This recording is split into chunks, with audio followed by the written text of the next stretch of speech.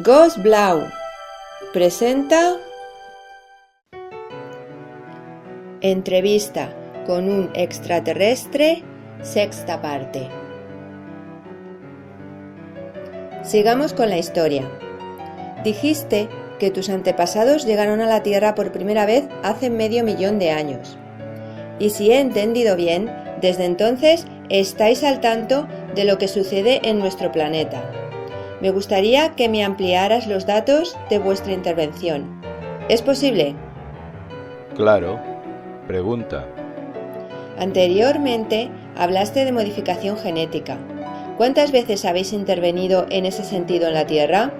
¿Podrías ampliarme ese aspecto de nuestro pasado? Bueno, te diré de forma muy resumida que vuestro planeta está siendo visitado por hombres 4.5 y no solo de Apo, desde antes de que empezara siquiera a aparecer en él la vida vegetal. Hace ahora aproximadamente 1.200 millones de años, la vida animal por su parte empezó a desarrollarse unos 200 años después. Pues bien, ya en esa época hubo hombres 4.5 que incorporaron especies vegetales traídas de otros planetas y que viendo nacer la vida animal la complementaron con animales genéticamente adaptados y traídos de otros mundos. Hasta que un día, siendo ya la Tierra soporte de vida animal 3.7, aproximadamente hace 3 millones de años, el Consejo de la Confederación creyó llegado el momento de colaborar en la evolución natural, como se ha hecho en muchísimos otros planetas a lo largo de eones de tiempo, y a ayudar al despertar de la vida inteligente. ¿Cómo? Pues haciendo en varias parejas de primates, a los que llamáis Australopithecus, energéticamente una modificación genética, que hizo que sus cerebros pudieran albergar a partir de ese momento cuerpos mentales cada vez más sutiles, que les permitieran empezar a andar por el camino de la consciencia, así como cambiando la composición cromosómica de las células sexuales, para que transmitieran a sus descendientes las nuevas potencialidades. Además de activar sus glándulas pituitarias, nacía así en la Tierra la semilla de los incipientes seres humanos de nivel 4.1. Perdona el inciso, pero descubrimientos arqueológicos recientes parecen demostrar que hubo seres humanos conviviendo con los dinosaurios. Se calcula que estos desaparecieron hace unos 250 millones de años. ¿Cómo se explica ese hecho si dices que la primera manipulación genética que se hizo sobre primates tuvo lugar hace solo 3 millones de años? La Tierra ha sido soporte esporádico de vida desde mucho antes de esa fecha. Por ejemplo, hace ya 600 millones de años, cuando algunas zonas de la corteza terrestre podían ser soportes de vida, extraterrestres 4.5 trasladaron en distintas ocasiones a ellas a pequeñas comunidades de humanos con distintos grados de evolución.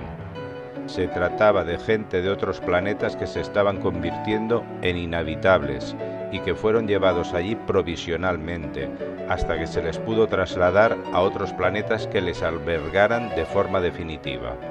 Y esto se repitió en varias ocasiones a lo largo de millones de años. De ahí los vestigios encontrados que tienen tan perplejos a los antropólogos. Bien, volvamos a tu explicación.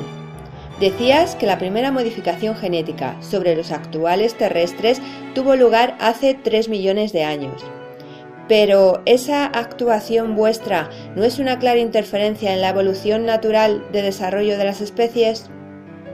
En el proceso natural de la evolución a veces es necesaria la ayuda de otros seres, con el fin de avanzar un paso en la escala cósmica.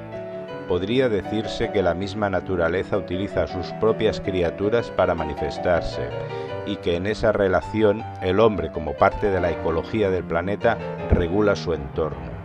En el caso de la Tierra era necesario que apareciera la especie humana, y por eso se intervino, permitiendo que los descendientes de aquellos primates tuvieran un cerebro más desarrollado, capaz de albergar en su día un espíritu individualizado. ¿Y qué tipo de modificación genética se hizo? Es decir, ¿qué se pretendía con ella? Las modificaciones tendían hacia un doble objetivo: la supervivencia de la especie, tanto en su vertiente física como mental. Física por la necesidad de que su reproducción fuera más rápida, lo que se obtuvo haciendo que su apetencia sexual fuera mayor que la normal de los animales, y mental porque en ese grado de evolución los conocimientos y experiencias se transmiten en estos humanos incipientes genéticamente, no mediante la encarnación. En suma, en estos casos es necesario que nazcan más individuos a fin de que la especie pueda evolucionar. Y no estamos hablando de la evolución del espíritu, sino únicamente del soporte físico de la mente, es decir, del cerebro, para que pueda ampliarse su capacidad y comience a desarrollarse el consciente, archivando en la memoria los conocimientos y experiencias acumulados. Ello, por otra parte, provoca a su vez mayores acercamientos entre los individuos, ya que ante los estímulos externos empiezan a tener una respuesta común y diferentes a la del resto de los primates y demás animales. He de aclarar, en cualquier caso, que estos seres no tenían aún la libertad de decidir y seguían conectados a la mente de su colectivo, siendo su manifestación mental básicamente inconsciente, con la importante diferencia que todo su bagaje sapiencial les era ya transmitido a sus descendientes por herencia genética. Continúa, por favor. Bien, como consecuencia de aquella modificación genética y después de transcurrir miles de años, surgirían por propio desarrollo los llamados Pithecanthropus, con características ya claramente protohumanas. Luego, con el tiempo y por evolución natural, el Pithecanthropus terminaría dando lugar al llamado hombre de Neandertal, u Homo sapiens, un ser que era ya capaz de manifestar su capacidad de abstracción, de tener pensamientos simbólicos, después de que su consciente hubiera logrado unir dos conceptos y crear un tercero, hito este que marca el paso o salto evolutivo del hombre 4.1 al 4.2. comenzando luego a despertar otras áreas cerebrales que hacen activarse las glándulas pineal y pituitaria, y desarrollándose más velozmente el área del subconsciente. Es el momento asimismo en el que empiezan a aparecer los sueños, algo muy importante porque estos les permiten conexionarse con planos superiores. Y es en ese momento de la evolución humana cuando la Confederación preparó un gigantesco plan de acción para realizar la segunda modificación genética a la que sería sometido el hombre terrestre. ¿Cuánto tiempo transcurrió desde la primera modificación genética hace 3 millones de años y el momento en el que decide ponerse en marcha este nuevo plan? Alrededor de 2,5 millones de años, es decir, la Confederación lo puso en marcha hace ahora unos 500.000 años. ¿Con qué objetivo esta vez? Con el de poner las bases que permitieran la aparición en la Tierra del que luego llamaríais hombre de Cro-Magnon, u Homo sapiens sapiens. Entonces... Un momento. Quisiera que me aclararas quiénes integraban esa expedición, y me refiero al planeta del que procedían, su nivel evolutivo y si fueron los mismos que hicieron la primera modificación genética.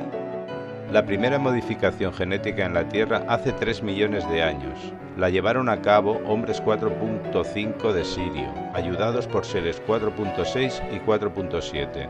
De la segunda modificación genética que tuvo lugar hace medio millón de años se ocuparon hombres de mi planeta Apu, entonces de nivel 4.4, que acudieron acompañados de hombres 4.5 de Sirio. Bien, decías que hace medio millón de años se puso en marcha un gigantesco plan. ¿Por qué ese calificativo? Cuando el Consejo de los 24 ancianos de la Confederación aprobó la misión y ésta les fue encargada a los hombres de Apu, en mi planeta se prepararía durante muchos años a los seleccionados, expertos en bioquímica, bioenergética, geología, botánica, sociología, etc., para la expedición. Y es que aunque os asombre, he de decir que el tiempo fijado para realizar el plan previsto era de 300.000 años. ¿Por qué un periodo tan exageradamente largo? Porque no se trataba solo de hacer una simple modificación genética en los hombres 4.2 que entonces habitaban el planeta, sino que se trataba de readaptar o reacondicionar también en una impresionante labor de ingeniería genética. Es decir, se regeneró la vida en mares y lagos convulsionados por diversas catástrofes telúricas y afectados muchos de ellos por las altas temperaturas y el inadecuado índice de salinidad. Se repoblaron amplias zonas de flora y fauna, se implantaron cereales genéticamente tratados para su adaptación al hábitat terrestre, se repobló el planeta con animales traídos de otros mundos. Luego, transcurridos 300.000 años y después de que el Consejo de la Confederación considerara concluido el trabajo, los hombres de Apu fueron requeridos para abandonar la Tierra. Por supuesto, continuaron haciendo viajes de observación procurando no ser vistos. 300.000 años. Perdona, pero aunque viváis 1.200 años de media, no termino de entenderlo. Lo cierto es que ese fue un aspecto sobre el que se habló extensamente y finalmente se optó por la solución más sencilla y natural, las sucesivas encarnaciones. He de decirte que los hombres 4.5 no tenemos problemas para recordar nuestra última vida al encarnar de nuevo, además de poder acceder a la información y vivencias de otras vidas pasadas, mediante técnicas sencillas. Esto permitía además que otros espíritus distintos pudieran encarnar también en la Tierra, es decir, en los descendientes de las parejas trasladadas durante el primer viaje. ¿Y cómo vinisteis hasta el planeta? ¿En espíritu? Porque las semillas y animales tienen que ser reales. No, mujer. El traslado se hizo en una gigantesca nave de material transparente, aunque por fuera pareciera opaca con forma de pirámide de unos 3.000 metros de altura y una base cuyo perímetro alcanzaba los 60 kilómetros, que luego se utilizaría de morada y laboratorio una vez en la Tierra.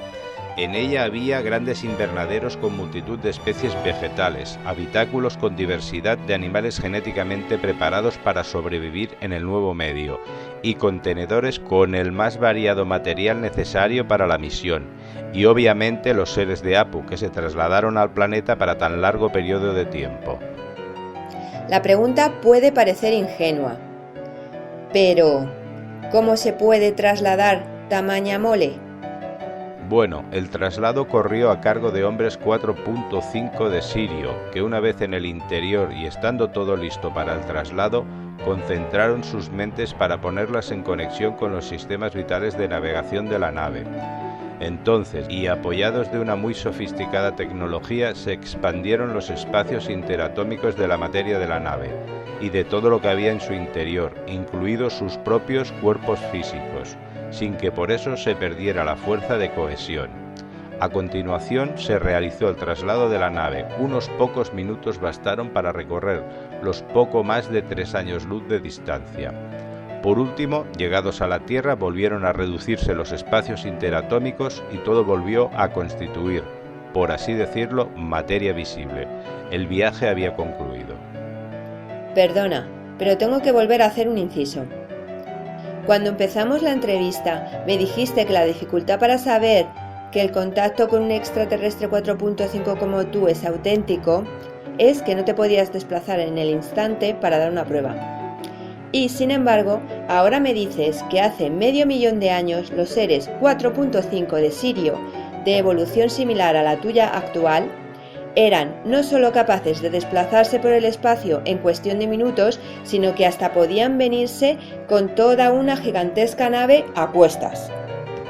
La razón por la que yo o cualquiera de mis compañeros no nos desplazamos de forma habitual a la Tierra no es porque no podamos hacerlo, sino porque no nos está permitido, más que en especialísimas ocasiones. De hecho, en los últimos años solo he estado físicamente en vuestro planeta 2 veces. Ocasión que aproveché, por cierto, para estar con los miembros del grupo contactado. Sin embargo, sí puedo hacerlo en el astral. Es más, lo hago frecuentemente, a veces incluso más de una vez al mes. Luego es verdad que los miembros del grupo estuvieron físicamente contigo. Sí, en la isla canaria de La Palma. Bien, retomemos el hilo de la historia. ¿Dónde quedó instalada la gigantesca nave piramidal cuando llegó a la Tierra? Entre los ríos Tigris y Éufrates, en la zona que actualmente ocupa Irak. ¿Y por qué? Pues porque era el emplazamiento que entonces reunía las condiciones más idóneas para el desarrollo de vida humana y porque precisamente allí se encontraban congregados el mayor número de terrestres. Luego de ahí parte el origen de la leyenda del paraíso. Por supuesto. Y supongo también que esa nave sería la causa u origen de las construcciones piramidales que luego proliferaron por todo el planeta. Obviamente. Bien, si voy siguiendo correctamente el relato, en el planeta habitaban entonces hombres 4.3. Bueno, he de explicar que los saltos evolutivos, si bien son globales, masivos, no son superados siempre por todos. Y así, en aquella época convivían hombres terrestres de distinto nivel evolutivo. Ahora bien, te adelantaré que cuando el periodo de 300.000 años finalizó, ya desarrollado el Homo sapiens sapiens u hombre de Cro-Magnon, fruto de la segunda modificación genética, los seres de Apu se marcharon de la Tierra llevándose consigo a las tribus o colectivos de Pithecanthropus y neandertales primitivos que coexistían con el de Cro-Magnon, ubicándolos en planetas acordes con su grado de evolución. Hablemos, pues, de esa segunda modificación genética. ¿Realmente era necesaria? ¿Por qué no dejar esta vez obrar a la naturaleza? Porque sin intervención el proceso hubiera sido infinitamente más largo y los hombres de Apu sabían perfectamente las causas biogenéticas que limitaban el desarrollo de aquellos seres. Así que se decidió modificarlas, con absoluta garantía y siempre regidos por el respeto a la naturaleza, es decir, no provocando mutaciones antinaturales o aberrantes. ¿Y qué se hizo en esta ocasión? Se modificó energéticamente la estructura de la doble espiral de la cadena genética correspondiente a las células reproductoras, de forma que desde entonces sus descendientes llevaran impreso en el código genético las claves para el desarrollo completo del cerebro y de los dispositivos mentales.